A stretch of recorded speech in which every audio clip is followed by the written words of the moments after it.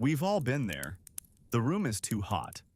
The speaker has been going for 45 minutes, but they've only used 3 out of their 15 slides. Your eyelids feel like they're made of lead. But you've never had it as bad as Eutychus.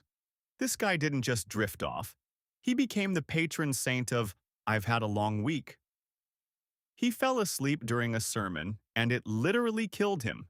Today, we're looking at one of the most bizarre accidental tragedies in the Bible. The year is roughly 56 AD. The place? Troas. The Apostle Paul is in town, and since he's leaving the next day, he decides to pull an all-nighter. Now imagine the environment. Acts 20 tells us they were in an upper room with many lamps. Fact 1. Oil lamps consume oxygen and emit heat. Fact 2. It's a crowded room. Fact 3. Paul is, well, Paul. He's brilliant, but the text says he talked on and on until midnight. Enter Eutychus. His name actually means fortunate, which is the ultimate irony for what's about to happen. He's a young man, likely a laborer who had been working since sunrise. He's exhausted. The room is a sauna. He finds the only spot with a breeze, the window ledge. Paul is deep into the theology of grace. Eutychus is fighting for his life against the heavy sleep. Then it happens. The head nods. The center of gravity shifts. And boom, Eutychus falls 3 stories down. The Bible doesn't sugarcoat it.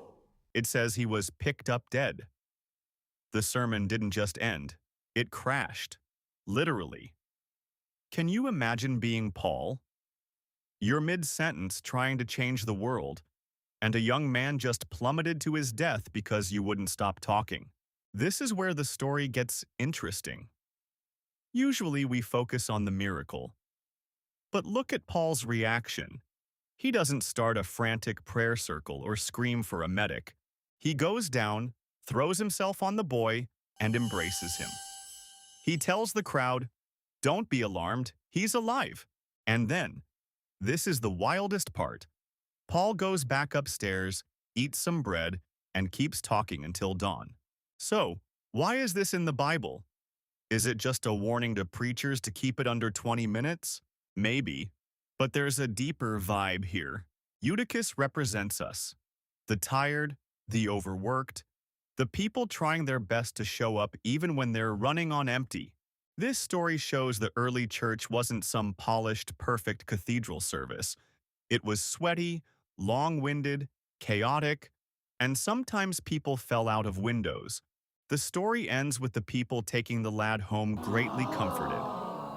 Not just because he was alive, but because they realized that in this community, even when you fall, even when you fail at being a perfect listener, there is someone there to pick you up. So, next time you're nodding off in a meeting, just remember, at least you aren't sitting on a 3rd-story ledge.